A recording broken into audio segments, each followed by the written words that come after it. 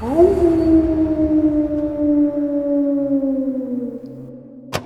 Adam here, and welcome back. Recently, I've been having a look at some older newspapers from the United States and elsewhere, and I've come across a number of unusual disappearances that I wanted to share with you. And there are some odd ones in here. To start, let's go to the Adirondack Mountains in the state of New York.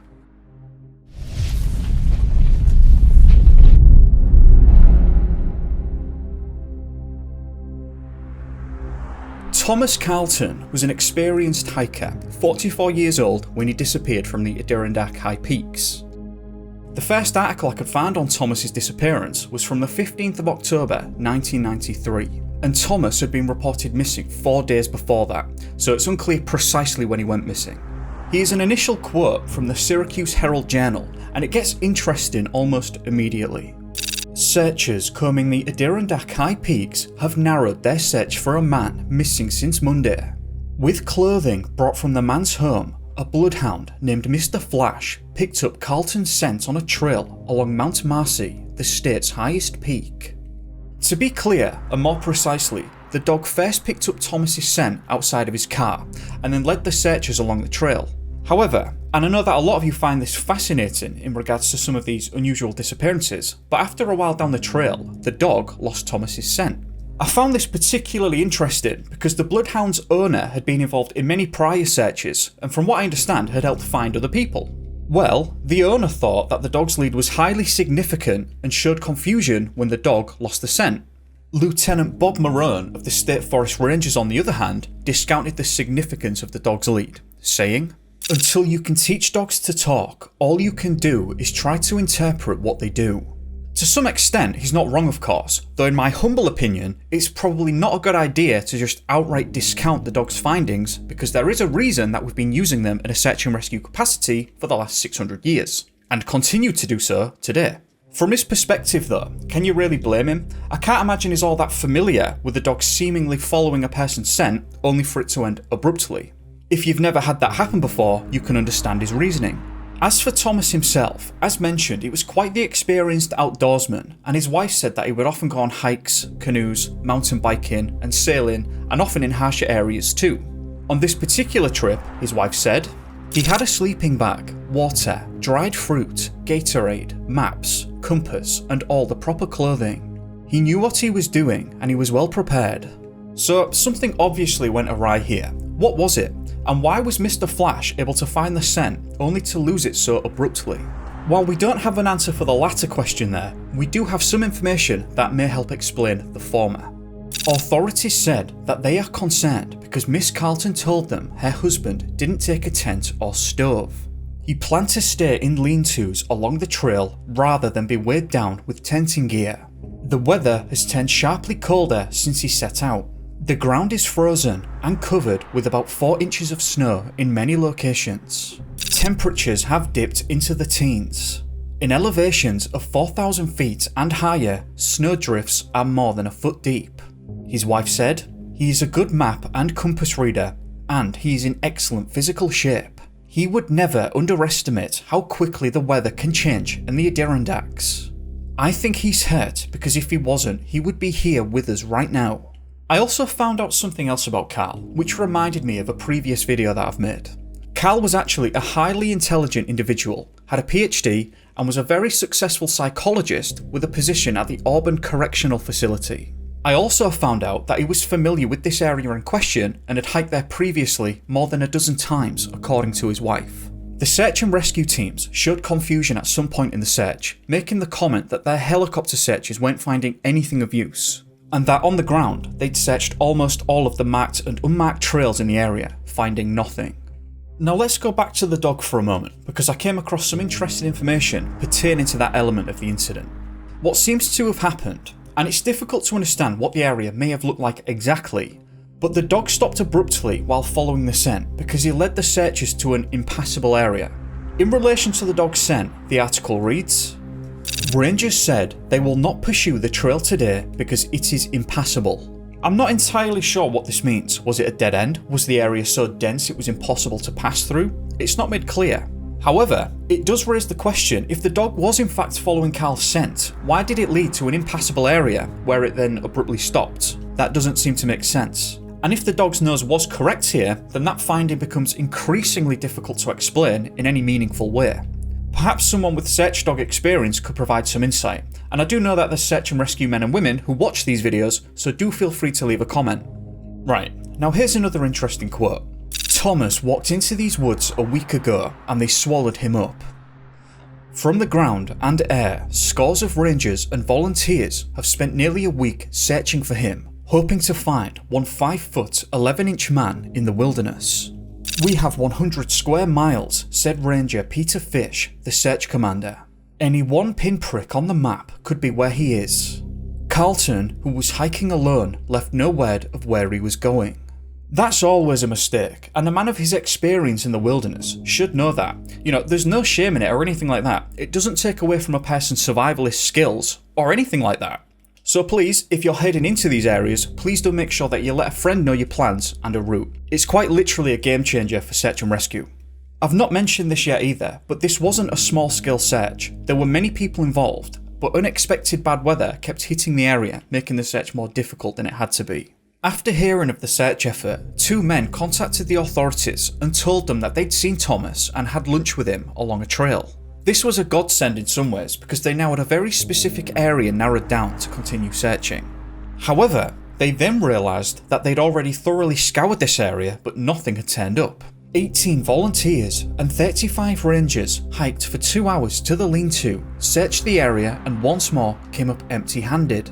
Based on the information given by the witnesses, the rangers were able to find the exact spot Thomas had been, but as mentioned, there was no sign of him anywhere.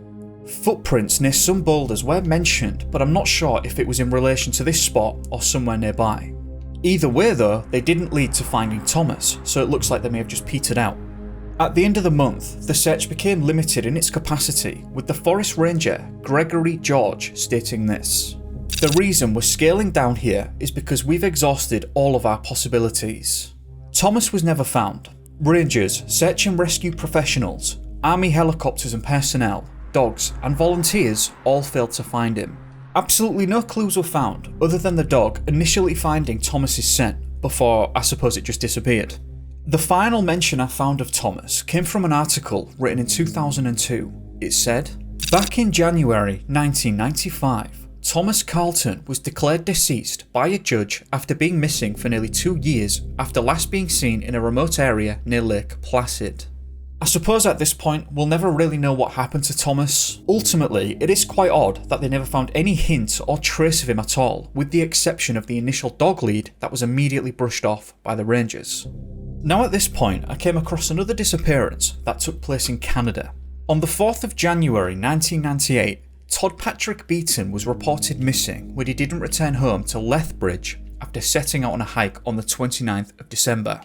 Todd had planned to do a round-trip hike to the Monarch Bridge via the Oldman River Valley and to return by the 2nd of January, but when he hadn't returned home by the Sunday, his parents grew worried and reported him missing to the local police. Aircraft, police dogs and search crews could turn up nothing more than the belongings of a missing hiker following a search of Oldman River Valley. An army surplus backpack containing a tent, sleeping bag and other articles was discovered by police Monday morning in the coulees on the city's southern limits west of Lethbridge Community College and east of the Oldman River near Paradise Canyon. The police stated that the contents of the backpack didn't seem to be tampered with, nor was the contents scattered around the area to indicate that Beaton had fallen or suffered an injury. Because there was no sign of any foul play, the police made the decision to treat the situation as a missing persons case. A Royal Canadian Mounted Police helicopter searched from above up and down the river using infrared viewing equipment, whilst the ground search was conducted by search crews and dog crews. Staff Sergeant Tom Mackenzie of Lethbridge City Police had this to say, "We're really at a loss right now. Obviously, there's concerns about his whereabouts because of the weather. Todd left when it was about 10 Celsius, and whether he was aware of the inclement weather ahead, we don't know." After the second day of searching turned up no new clues, the city police were left baffled over Todd's fate, and with even colder weather supposedly on the way, the police stated that the time is of the essence in finding him. Staff Sergeant Dave Hasty said, "Even his jacket was located, so I would doubt he has very much survival gear with him. When searching the backpack, some clues were discovered, including a full water bottle, which may have indicated that Todd had just started on his hike, rather than being on his return journey. There were also receipts found within his backpack, one showing that Todd had bought a 750ml bottle of beer with a cork stopper. The beer is called La Fin du Monde, which translates to the end of the world. Although this most likely has absolutely nothing to do with Todd's disappearance, it still seems a little ominous, and due to the beer bottle never being located, Sergeant Dan Burnett said, "There's enough alcohol content, 9%, he could have gotten a buzz and tripped or fell." The search for Todd had significantly grown in numbers, with around 50 Lethbridge City police, civilians, and search and rescue personnel and dogs searching for him. Unfortunately though, they still had not found any new clues or any evidence of where Todd could have gone, or what even happened to him. On the 8th of January 1998, the search for Todd was called off, with Troy Mutch, the operations director for Calgary Search and Rescue Association, stating this: "We were prepared to stay, but we've got no more clues. There was nothing there for us to move on to." The discovery of the jacket could indicate potentially that Todd had suffered from hypothermia at some point and ditched the jacket. It's odd that they never found any other items of clothing in the vicinity, because typically those suffering tend to shed layers. The jacket was found in isolation, where really you'd expect it to lead to other items or clues indicating a direction of travel. That never happened, so ultimately I suppose we'll never know the exact circumstances here. Right. Let's move on to the next disappearance, and from the get-go, you can see why this one interested me pretty much immediately. Taylor Touchstone, a 10-year-old autistic boy who takes a long stuffed leopard and pink blanket when he goes to visit his grandmother, somehow survived for 4 days, lost and alone, in a swamp acrawl with poisonous snakes and alligators. This one gets weird, so right from the start, let's get bizarre. This incident began on the 7th of August 1996 when Taylor, his mother and sister were swimming with their friends in Turtle Creek. According to the New York Times, Turtle Creek is located on the reservation lands of the Air Force Base there. Taylor apparently had walked into the water and floated downstream and disappeared from sight and didn't answer his mother's calls. What's interesting about Taylor is that he was described as only moderately autistic. Other autistic children that I've covered on the channel have been mostly non-verbal, which Taylor wasn't. However, his mother did say that he may not respond to the calls of the searchers, which obviously adds an extra layer of complexity to the search. As we go through this, you need to pay attention to the wording of the articles, authorities, and people involved, because I find them quite interesting and quite telling. Taylor was found 5 days after his disappearance, and this is what was reported by the Englewood Sun. A 12-year-old boy who was lost for 5 days in a swampy area that was a challenge even to Army Rangers was found Sunday without clothing, barefoot, and hungry by a boater but in good condition. Taylor was found bobbing along in a river at 7:30 AM, 14 miles from where he vanished Wednesday afternoon while on an outing in a remote wooded area of Eglin Air Force Base. According to Taylor's mother, "We know it's a miracle to have found him, but if it was going to happen, we knew it was going to happen to him. Nothing much surprises us about him anymore." Suzanne said her son is moderately autistic but can communicate. Although he didn't say much about his adventure, he remembered his boat ride to safety out of the dangerous swamps. The conditions Taylor endured surprised some of the searchers. He went through some pretty vicious swamps. The Army Rangers were amazed that anyone could get through there, said Rick Hord, a spokesman for the Okaloosa County Sheriff's Office. The Rangers, Army Green Berets, Marines, airplanes and helicopters searched for the boy using infrared sensors that could have picked up his body heat, Hord said. Hord also had this to say: "Everyone is absolutely dumbfounded. Optimism had dwindled. Actually, we were all preparing ourselves for the worst. He is autistic and doesn't communicate much." Taylor vanished while floating down Turtle Creek. The creek feeds into East Bay River, where he was found by a man who was on his way to a fish camp. I'd like to put a special emphasis on the fact that search and rescuers and military personnel alike were dumbfounded and amazed that Taylor had managed to survive, and they couldn't explain how he managed to navigate through the area. I found some more information reported by the Panama City News Herald. Hord said Jimmy Potts, who found Taylor, had stated he saw the boy bobbing in the river. The boy had lost his bathing suit along the way. He was clothesless. When the man pulled him into the boat, the only thing the boy said was that he wanted a blanket.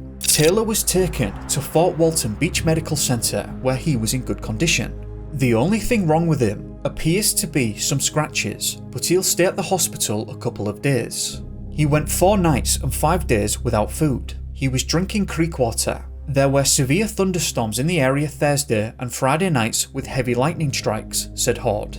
It certainly does seem quite unlikely that one as young as Taylor would survive this ordeal, and yet he did and was found in good condition with only minor scratches. What's interesting too is that Taylor didn't actually seem to remember much of this incident at all. Now it could be that because he found the incident quite disturbing and traumatic that he just managed to block it out, and this then could have been his coping mechanism. But his mum couldn't coax anything out of him at all, and she'd just get the response, "I don't know," or "I don't remember."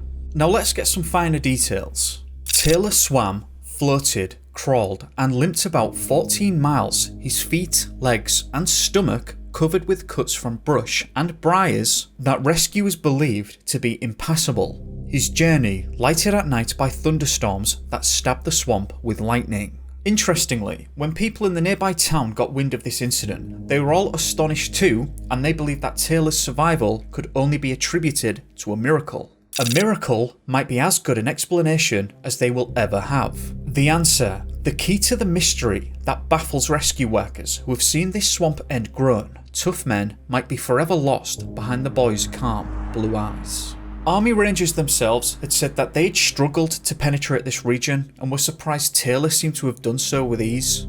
And they said that they found it difficult to understand, which is quite interesting.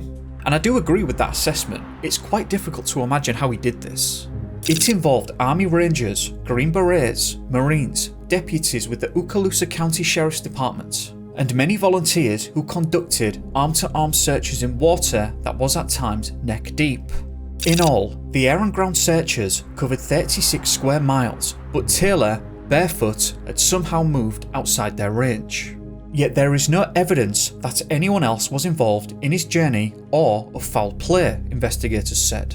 It's interesting that they brought that up, and I was about to question whether or not they'd suspected this at all, and it seems like they did at least question it. You can see why too. At times it all feels a little bit too good to be true. The thermal imaging technology never captures him. He always seems just out of range of the searchers the entire time. He evaded all of the snakes and alligators that infest the waters of the swamp. He managed to get through areas that military personnel, including Green Berets, could not. Pretty much everyone involved was dumbfounded and couldn't explain how this had happened. Just for some additional information to imagine the scene, the nights brought pitch blackness to the swamp, and on 2 nights there were heavy thunderstorms. Lightning would have penetrated his shell, Suzanne said, meaning that she believes that the storm would have frightened him. Another point too is that no one really knew why he'd taken his bathing suit off, and the searchers never found the clothing, which makes you think that the searchers just weren't in the right area at all somehow. Just for some added context about how tough this area is, I found an article that explained the year prior to Taylor, 4 Rangers had passed away in this exact area while training in the swampland. Apparently, they had succumbed to hypothermia in the end, and the area was just so thick and tough to move through that they just couldn't get out. In the end, while there isn't really much of an explanation to be had from those searching, he was thankfully found safe and in very good condition given the situation. What's quite heartwarming too is that Jimmy looks to have sang to him on the boat because while in the hospital, Taylor was singing "Row Your Boat." Anyway, I just thought I'd add that. Right, let's move on to the final disappearance, and the reason I've added this one is because it's an odd incident that I think provides a great lesson in wilderness safety and survival. On the 29th of November 1984, 33-year-old Andy Kuzel and his friend Hugh had gone hiking in the Rocky Mountains, specifically the Pikes Peak area. Andy had been staying at Bar Camp while Hugh actually worked there, and I believe it's around halfway up to the peak of Pikes Peak. They left the camp at 9 AM that day to ascend the mountain, and they told the staff there that they intended to be back by 6 PM. I'm sure you probably saw this coming, but neither of them returned to the camp and they were reported missing at 7 PM. A caretaker at the camp went looking for the pair, and he quickly realised that this wasn't going to be an easy or a quick feat by any means, and he called in the cavalry. The El Paso County Search and Rescue Team arrived on the mountain, and from what I understand, it reads as though they managed to find Hugh that night. This was at an A-frame shelter just below the summit. Brandon Bennett was a spokesman for the search and rescue effort and had spoken with the Colorado Springs Gazette. Here's what was reported. Brandon said that the man, Andy, apparently left an injured friend, Hugh, at a shelter to seek help. Footprints were later found, but officials could not verify if they were made by the missing hiker, though it was suspected. I thought this was quite interesting because the decision didn't seem to make a lot of sense to me and was quite rash too. They had told staff members at the camp of their plans, so upon failing to return, in theory they should have known that help would be on the way, especially because Hugh worked there. In any case, Andy's trip on the way to seek help for Hugh also went awry, and something obviously must have gone very wrong because he never made it back down. Thankfully, Hugh was then found at the shelter in question, but they couldn't locate Andy now.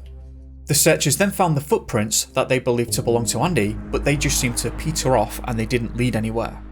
Once they'd found the footprints, the searchers thought that they'd find Andy relatively quickly, but when they came to an end, they realised that it wasn't going to be that simple. They also didn't understand the decision to leave the safety of the shelter, and realising that you can't survive for very long in these sub-zero temperatures with strong winds, they had planes and helicopters flying overhead trying to look for him. Plane and helicopter searchers failed to locate an unidentified Chicago man who was reported missing on Pikes Peak. A plane from the Colorado Civil Air Patrol and a helicopter from Fort Carson were involved in the search Friday. Brandon, who is also an emergency medical technician, said sub-zero temperatures, 40 miles per hour plus winds on the peak, ice and waist-deep snow have hampered rescue efforts. The searchers will continue to concentrate their efforts in the Devil's Slide area on the east side of the peak, he said. That's an interesting name. I always find it interesting when you find places named in such a manner like that. In any case, the searchers said again that it would have been best to have just stayed put at the shelter. Brandon carried on. If we just go by statistics, he will probably stay in the drainage area where he was last seen. He will most likely head downhill, but he could also be wandering around in circles. The searchers have been trying to start at the summit of the peak and work their way down the mountain. We sent a team in the field Thursday night, and about 1/4 of a mile from the top of the summit, they couldn't even keep up their footing. The ice is really bad up there, and the search team said that the winds were also causing problems. Brandon was concerned about the man's ability to survive the elements. The missing hiker could be suffering from frostbite, hypothermia, or both. It's unknown whether he had any matches to start a fire. Even then, it wouldn't be much use because he didn't have a cup. About all he could eat up there is snow. Now thankfully Andy was found the following day, and the Colorado Gazette Springs updated with this. After spending 2 nights in sub-zero temperatures on Pikes Peak, a 33-year-old man was found in good health Saturday morning when he was located by searchers. When the searchers found Andy, he was reported to be in a confused state and didn't really know what was going on. The searchers at the scene were amazed at Andy's survival because behind the scenes, the opinion was that they were looking for a body because of the conditions on the mountain. They were just that bad, and by the looks of it, it just surprised everyone. Andy was diagnosed as suffering from a mild to moderate case of hypothermia, a loss of body heat, with symptoms of exhaustion and dehydration, but no frostbite, said Dr. Richard Steinmeier, who examined him. It's really quite remarkable that he survived 2 nights, said Dr. Steinmeier. I wish they'd reported Dr. Steinmeier's entire commentary because I'd be interested in hearing his thoughts some more. But at the very least, we know that he was surprised at Andy's condition given the circumstances. The search for Andy began at 8:30 AM on Saturday. He was found at 11:34 AM in the South French Creek Basin, about 3.5 miles from the 14,110 foot summit, after he heard the voices of the searchers from the rescue teams. Steinmeier said that Andy was sleep deprived and got almost no sleep during the 2 nights on the mountain. Instead, he crouched on a rock and hugged his knees to keep warm. Unfortunately, there were no conversations reported in which they asked Andy about his ordeal. The searchers, on the other hand, were calling his survival a miracle. I'd love to know more specifics, but I'm just glad that he was found. I'd love to know more about the history of the Devil's Slide too, but I can't really find anything about it, other than it's a massive granite dome and that apparently it's a good place for climbing. In any case, the incident at least highlights that if you find yourself in a situation like this, it seems a better idea to stay put in the safety of a shelter, especially since the camp knew of their plans and would have organised the search. Right, with all of that said, I suppose this is a good time to hand it over to you in the comments below. I'd just like to thank you for watching, and a special thank you to the patrons as well who make this channel possible. If you found the video interesting, then please do hit the like button, and if not, then feel free to give it a thumbs down. I'm just looking for your honest opinion either way. I hope that you've had a great day or evening, depending on where you are, and I'll see you in the next one. Be safe, guys. Peace.